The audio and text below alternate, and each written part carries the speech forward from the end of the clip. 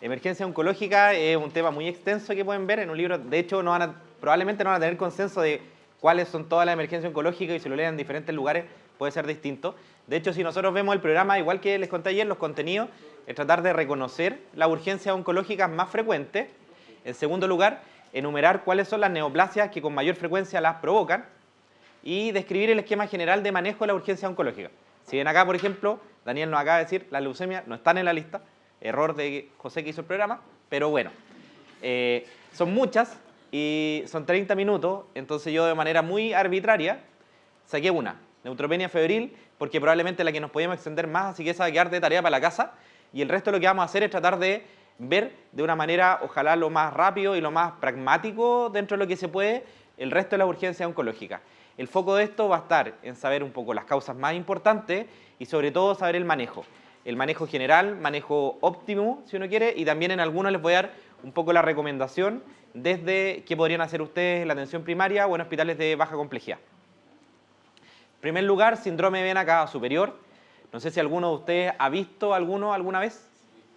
Ya, se han visto muy bien, entonces esa cara como no se olvida en realidad cuando alguien ve a alguien con síndrome de vena cava.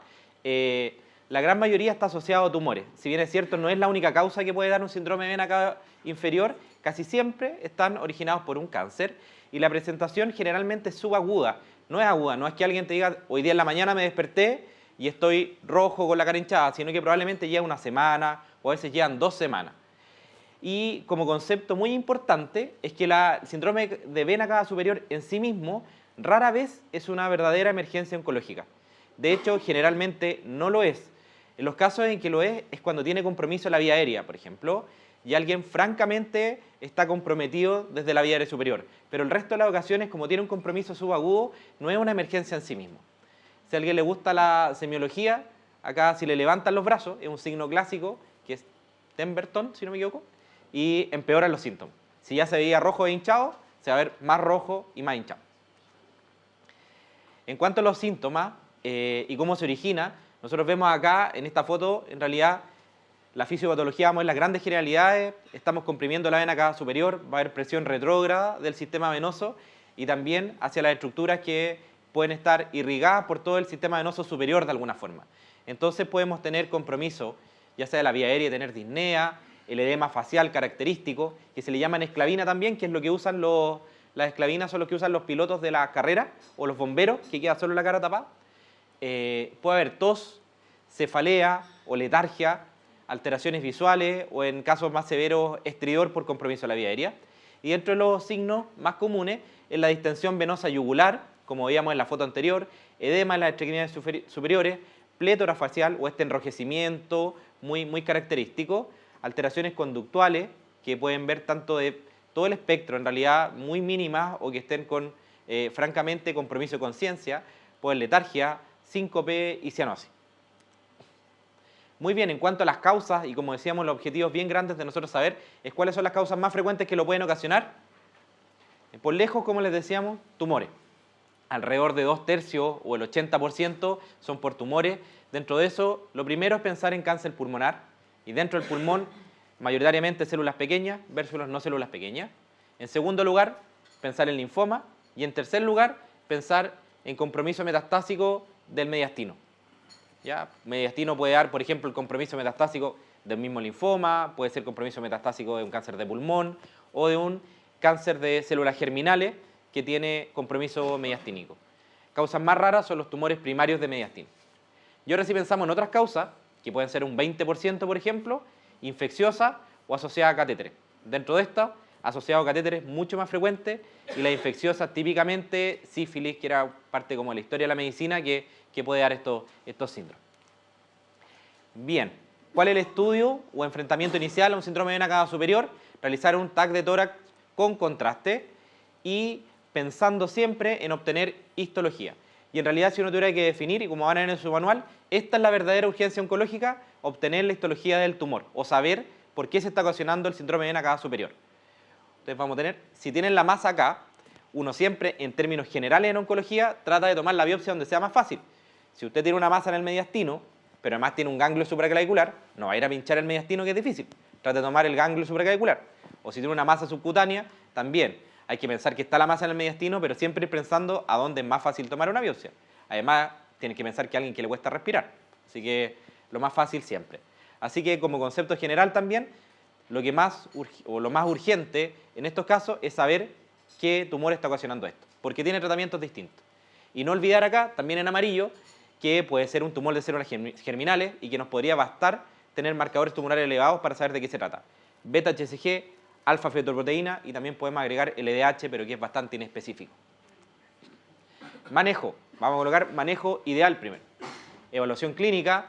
Ustedes sospechan, ya con esto saben muy claro que es un síndrome de vena cava superior. Y la primera pregunta, ¿habrá alguna urgencia vital?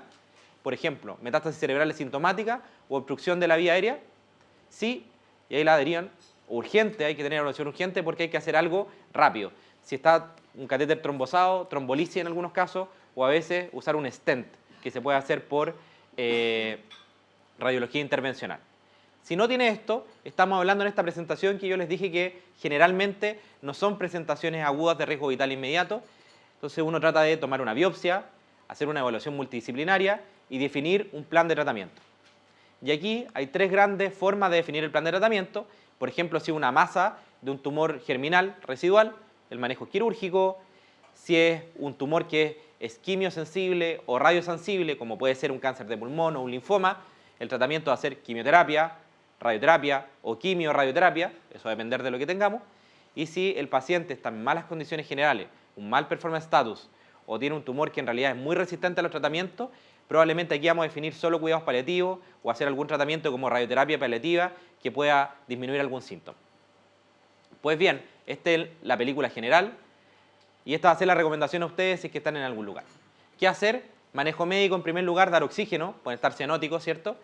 Elevar la cabeza, reposo semisentado, si lo tienen que derivar, no lo manden acostado, semisentado, porque si no se van a empeorar los síntomas. Y en tercer lugar, si es que hay una duda de que pueda ser un linfoma, por ejemplo, a mano uno tiene corticoides y eso puede ser rápido que puede usar. Si está la duda, se da corticoides por mucho menos probablemente y dan por mucho menos. Así que un poco corticoides siempre ayuda. Y derive a un servicio de emergencia, un hospital de mayor complejidad. Idealmente, depende de donde estén ustedes, un centro que tenga algo para tratar esto. Que tenga oncología médica, que tenga radioterapia, que tenga cirugía de tórax, radiología intervencional, etc. Probablemente su centro de derivación, pero el de mayor complejidad para poder resolver esto. Segundo lugar, derrame pleural maligno. Acá ven la radiografía, es evidente este derrame pleural izquierdo, 2/3 del pulmón, ¿cierto? Ustedes si tienen un ecógrafo, en muchas partes ya pueden tener esta imagen anecoica, están seguros que es un derrame, y no les voy a hablar del enfrentamiento de un derrame pleural porque probablemente lo saben muy bien, sino que va a ser cuando estamos sospechando que en realidad no es un derrame típico, no es alguien que esté con una neumonía cantora, digamos, que sea un derrame paraneumónico, sino que ustedes tienen harta sospecha. Acá hay otra imagen que también puede ser un escáner, aquí a derecha tiene un derrame pleural y además tienen un engrosamiento de la pleura, y acá si vemos un escáner, era este mismo paciente que después le drenaron el derrame, otro paciente, el otro lado, y aquí se ve la pleura engrosada. O sea, estamos pensando que el derrame se debe a una causa maligna o a un cáncer. Entonces, ¿cómo nos vamos a enfrentar nosotros a un derrame pleural maligno? En primer lugar, siempre en realidad si está sintomático o hay que estudiarlo, se va a hacer la toracocentesis, bajo o no ecografía, depende de la expertise que ustedes tengan y los recursos. Y luego ustedes van a pensar si es un diagnóstico confirmado de un derrame pleural maligno o no. ¿A qué le vamos a llamar diagnóstico confirmado? Por ejemplo, que tenga un primario conocido y que ustedes sacan el líquido, lo estudian y es un exudado mononuclear. Probablemente con esto ustedes ya van a estar relativamente seguros que es un derrame de causa maligna. Y ahí vamos a hablar del manejo específico. Ahora bien, hay que entender que esto de diagnóstico confirmado de alguna forma, hay que pensar que tenga un cáncer activo con un derrame o un estudio de un derrame que sea concordante. No pensemos que si alguien dice, esta señora tuvo un cáncer de mama hace 30 años y ahora tiene un derrame, seguro que es por el cáncer. No, en esos casos hay que volver a estudiarla. Eso un poco va de la mano del criterio. Ahora bien, si el diagnóstico no está confirmado, usted es un paciente que debuta con un derrame pleural, pero ustedes encuentran que no tiene signos de infección, que no tiene parámetro inflamatorio elevado y que tiene una historia de un síndrome consuntivo, que les parece que fuera más un derrame pleural maligno, ustedes pueden considerar repetir una toracocentesis o ir francamente a una biopsia de una lesión pleural que pueda ser sospechosa. Y si confirman el diagnóstico de un derrame pleural maligno, ahí van al manejo específico. ¿Cuál es el manejo específico? Vamos a ir acá. El manejo específico es si el derrame es sintomático perdón, si el derrame no es sintomático, lo primero más fácil, si es un derrame que es leve, que no tiene disnea, si el paciente no está en insuficiencia respiratoria, se puede observar. Y son los casos que si ustedes tienen sospecha que tiene algún primario o van a hacer estudios si tiene un primario desconocido, por ejemplo, lo pueden hacer con calma. Es más bien un hallazgo de una imagen. Pero en cambio, si el paciente está sintomático y probablemente es la mayoría de los casos en que llegan a consultar con ustedes, se hace la toracocentesis, que va a tener un rol tanto en el estudio como en el manejo y el alivio sintomático. Y acá uno se puede plantear si es que hay expansión pulmonar o no y también si hay recursos. Si el pulmón se expande y tuvo alivio con la toracocentesis, se puede hacer una pleurodesis con diferentes agentes, no la vamos a ver acá. Y si el pulmón no expande y no tiene tanto alivio probablemente, uno puede hablar de hacer procedimientos con catéter pleural, que en realidad es difícil de manejar, no están en todos lados esos recursos, pero se puede hacer. Es dejar, piense que es como dejar un drenaje, como a veces dejan la ascitis o algunos drenajes postoperatorios, y que se va drenando el líquido pleural cada cierto tiempo. Eso requiere un poco de expertise para manejarlo de todas maneras y depende también de los recursos que tengan. Pues bien, este sería el manejo ideal que nosotros estamos pensando. ¿Y qué le vamos a recomendar a usted? O de manera muy general. Si no tiene un primario conocido y el derrame es sospechoso, hay que, por ejemplo, un exudado mononuclear típicamente, hay que derivar a un servicio de cirugía torácica o broncopulmonar. Depende de lo que tenga a la mano o servicio de medicina. Probablemente en todos sus servicios ustedes conocen mejor dónde le responden más rápido. Y eso depende de los recursos locales fundamentalmente. Y si hay un primario conocido y el derrame no tiene otra causa, por ejemplo, ustedes saben que es un paciente una mujer que está en tratamiento por un cáncer de ovario y le aparece un derrame, bueno, probablemente eso sí va a ser por el cáncer de ovario y ahí derive al servicio de oncología o al servicio de cirugía del primario, que muchas veces es más rápido. Por ejemplo, si tiene un cáncer de mama, a veces es más rápido derivar a la unidad de patología mamaria que derivar a un servicio de oncología.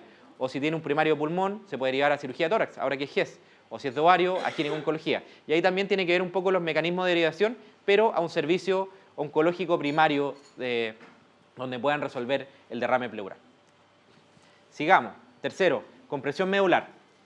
En general, las metástasis vertebrales o las metástasis óseas son muy frecuentes en el cáncer y van a encontrar de todo tipo. 2 a 5 de los pacientes con cáncer, sin embargo, van a tener una compresión medular. Es decir, metástasis óseas muy frecuente, metástasis vertebrales muy frecuente, compresión no muy frecuente. Así que pensar que no a todo paciente que vean metástasis en la columna va a ser una compresión medular, sino que hay que sospecharla con otras cosas. Y sabemos también que en la historia de la evolución de un cáncer, hasta aproximadamente un 20% de los pacientes pueden desarrollar una compresión medular a lo largo de su historia.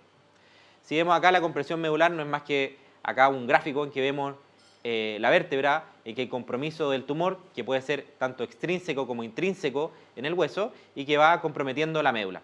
Acá lo vemos en una imagen en que está contrastado aquí, se ve más blanca la médula, y en algún momento se pierde la médula. Vale decir, ahí está, si uno quiere pensar el punto de transición en que está comprimida la médula espinal. Las neoplasias más frecuentes que pueden ocasionar esto son próstata, mama, pulmón, mieloma y linfoma. Probablemente estos 4 primeros son los que ocasionan todo. Siempre en cáncer se van a recordar que siempre aparece próstata y mama, bueno, porque son muy frecuentes y en general van a ser la primera causa de muchas cosas. Y además, los dos dan bastante compromiso óseo. Así que próstata, mama, pulmón, no olvidarse que pueden dar compresión medular. Y lo otro, pensar en un paciente que tiene dolor óseo y tiene alguno de estos cánceres, pensar e ir a buscar los síntomas de una compresión medular. En general, el síntoma más común de presentación es el dolor, y es lo primero. ¿Dónde se ubican en general estas lesiones? El 70% son torácicas y luego un 20% lumbosacra o lumbar. En general debutan con dolor estos pacientes y luego se van agregando los déficits neurológicos, que los déficits pueden ser tanto sensitivos como motores. Generalmente uno se da cuenta con los déficits motores que tiene que ir a buscarlos porque no es la gracia esperar que llegue parapléjico para diagnosticarla. Eso no tiene mucho sentido. Además que una de las cosas que tiene que ver, está muy relacionada con el pronóstico y con la recuperación funcional del paciente, es un diagnóstico precoz. A medida que la diagnosticamos y la tratamos precozmente, la recuperación funcional es mucho mejor. Por lo tanto, hay que pensar, si hay dolor, algunos de estos cánceres que les mencioné, y tiene metástasis ósea, ir a buscar, hacer examen físico buscando algún déficit motor o preguntando si hay un déficit en la preservación del control de esfínteres. El examen ideal para estudiarlo es la resonancia. Si ustedes no tienen acceso a resonancia, se puede hacer un escáner contrastado, pero idealmente hay que hacer una resonancia contrastada con gadolinio y hay que pensar también en hacer una resonancia de columna completa, no de dónde está la lesión. ¿Por qué? Porque la gran mayoría de las veces hay lesiones múltiples y uno puede estar mirando una compresión que puede estar en T7, pero puede tener otro sitio de compresión, por ejemplo, en L5. Así que el ideal siempre es resonancia de columna completa con gadolinio. ¿Cómo manejarlo? Si usted tiene síntomas sospechosos, tiene que tener siempre la alta sospecha de un síndrome de compresión medular y un bajo umbral para hacer la resonancia o pedir la resonancia. Luego hay que hacer una evaluación multidisciplinaria. ¿Por qué va a mover el manejo? Idealmente tiene que haber un cirujano columna, que en algunas partes son neurocirujanos o traumatólogos de columna, idealmente el radioterapeuta y el oncólogo, y mientras tanto pasa esa discusión y le piden los exámenes, si usted tiene la alta sospecha, corticoide intravenoso. Y ahí vendrá la discusión de saber tomar algunos detalles que probablemente van a escapar a la discusión de ustedes, de ver si el tumor es radioresistente o no, si es una lesión única o lesión múltiple, si tiene menos o más de 48 horas y si tiene más de 3 meses sobre vida. Si nosotros cumplimos estas 4 cosas, por ejemplo, tumor no responde a la radioterapia, es solo una lesión, los síntomas son muy precoces y el paciente tiene buen pronóstico vital, en general debería ir a una cirugía descompresiva y luego radioterapia. Y aquí se ve la radiografía llena de fijaciones. Y si no cumple esto, en general, pueden llamar ahí al doctor Bacal, que hace radioterapia, ¿ya? Ahora bien, si usted le preguntan a un neurocirujano o a un traumatólogo de columna, este es el esquema real, ¿ya? De cómo se toma la decisión. Pero quédense con esto, ¿ya? Eso ya es más bien más complejo y mucho score de los traumatólogos o neurocirujanos de columna. ¿Qué le recomiendo a usted? Si sospecha una compresión medular, derive a un centro de mayor complejidad que tenga neurocirugía, traumatología columna y radioterapia. Pero no olvide que hay que hacerlo rápido porque el tiempo que pasa con la compresión medular tiene directa relación con la capacidad o la posibilidad de recuperación funcional. Así que no demore, déjelo en reposo absoluto, inmovilizado, porque no es gracia que se fracture en el traslado. Inicie corticoides. Los corticoides hay muchas dosis que pueden ser alta o baja. En general lo más recomendado actualmente es usar dexametasona 10 miligramos cada 6 horas. Está en su apunte, lo pueden ver ahí. Y no se olviden de la analgesia. A nosotros nos pasa que a veces derivan compresión medular muy rápido, pero se olvida darle analgesia. O se deja un paracetamol K8. Y en general les duele mucho. Así que aquí hay un torpedo de cosas para que, como les van a quedar las diapositivas, que si alguien tiene mucho dolor no tengan miedo a usar morfina si es necesario. Si tienen disponible, a veces también se puede usar bombas de fentanil. Pueden usar antiinflamatorios, no esteroidales, y la dexametasona, que tiene un rol para descomprimir, pero también tiene un rol antiinflamatorio.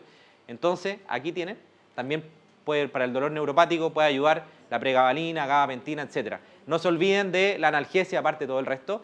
Y lo otro, si los pacientes están con opioides o si tienen problemas en la mantención de esfínteres, dejen proquinético y laxante en caso necesario. Es decir, derivar rápido, pero no se olviden de este par de cosas al momento de derivar. Metástasis cerebral.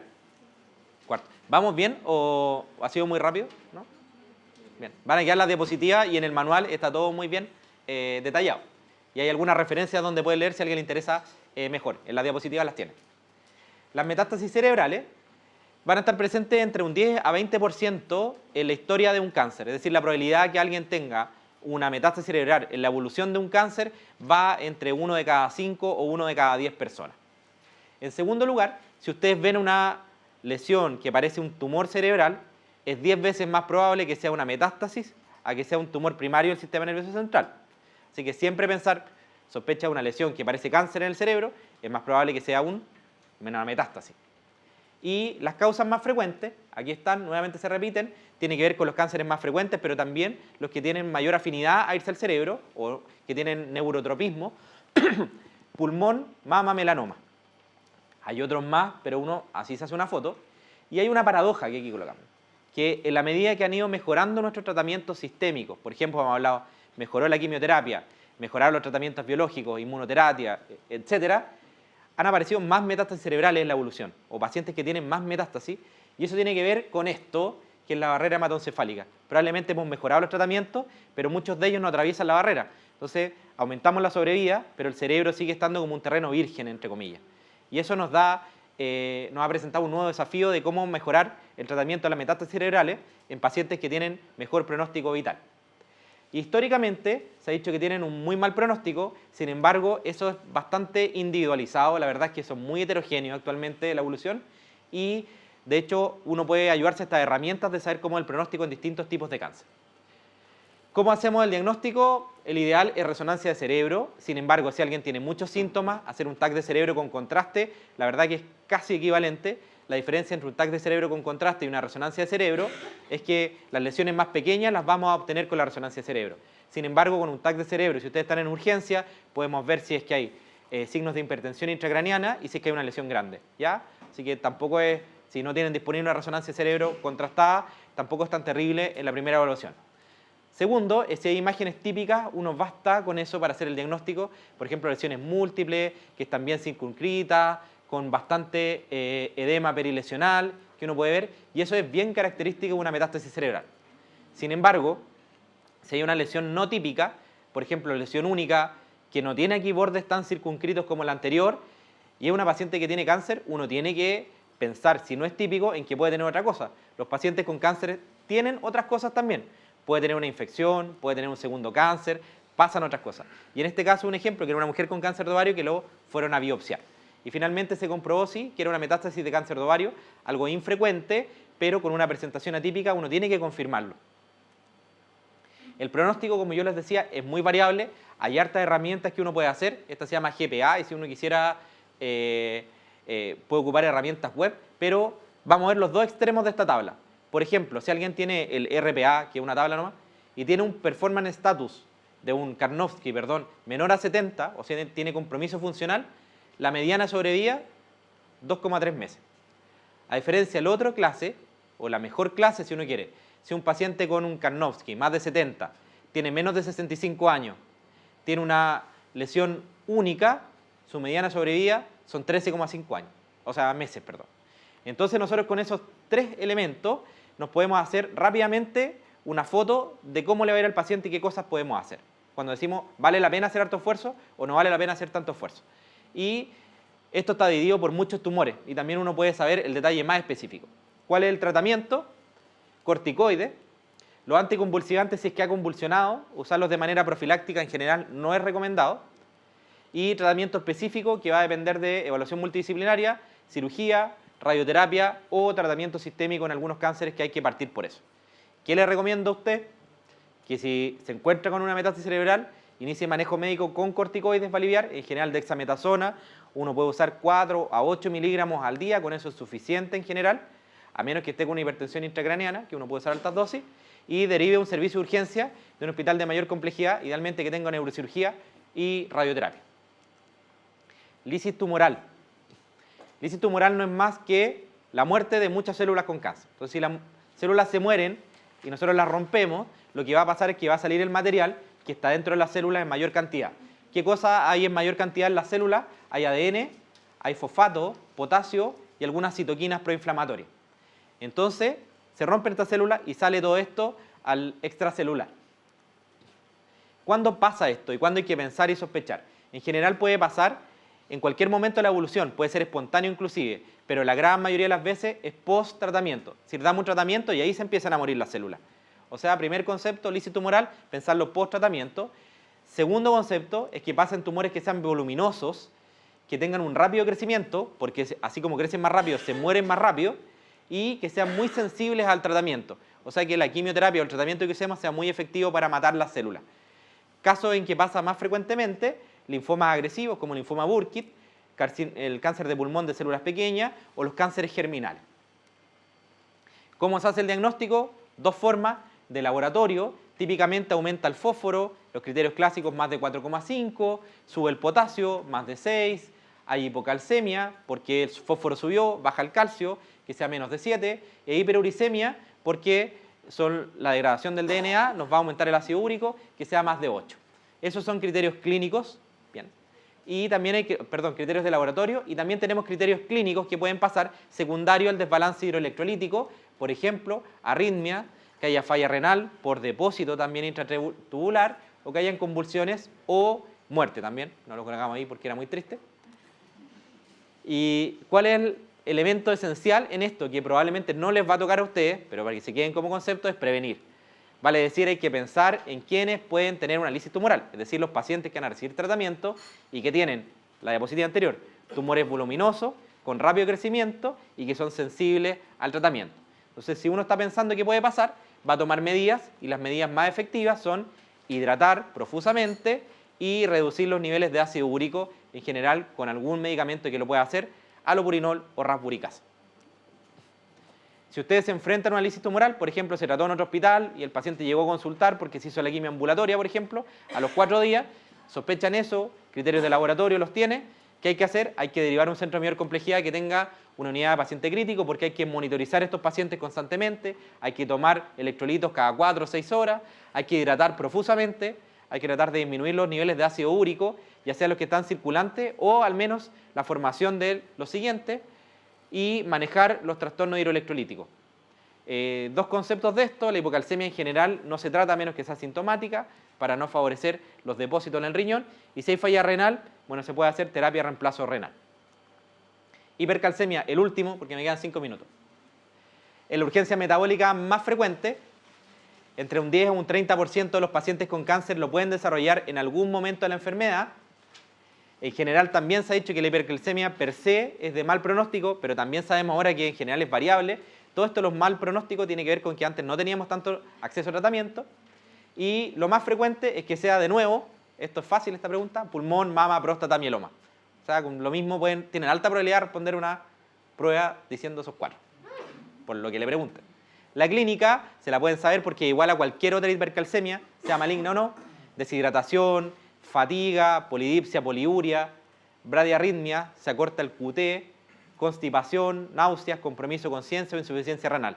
La historia más típica es que llegan los pacientes muy cansados, agotados, muchas veces tienen constipación y deshidratados. Eso es como uno encuentra clínicamente cuando uno lo sospecha en realidad. Hay varias causas que pueden ser, no vamos a hablar de toda la hipercalcemia. En general, si ustedes ven los esquemas que dan los endocrinos, uno ve si tiene la PTH aumentada o baja.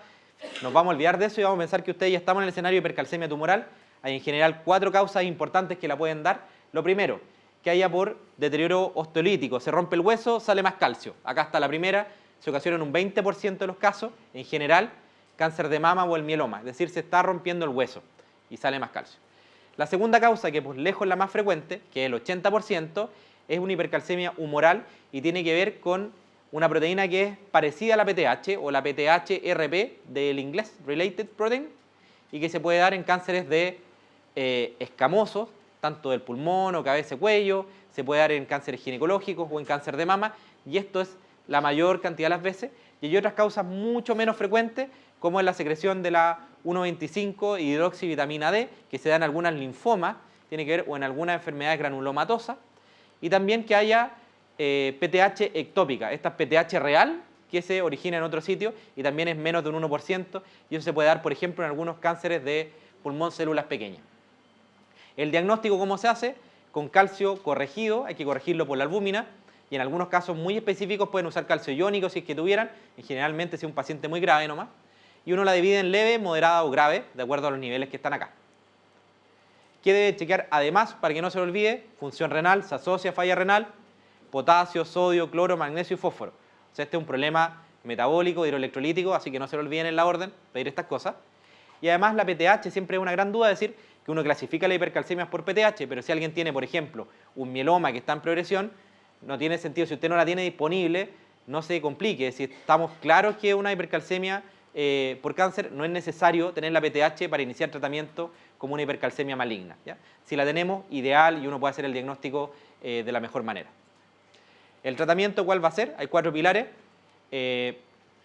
Manejar el cáncer o manejar la causa de base. En segundo lugar, acá tenemos incrementar la calciuresis, que se hace con fluido, y puede ayudar. La furosemida en general ya casi no la ocupamos solo para el manejo de los fluidos, para no sobrecargar de volumen.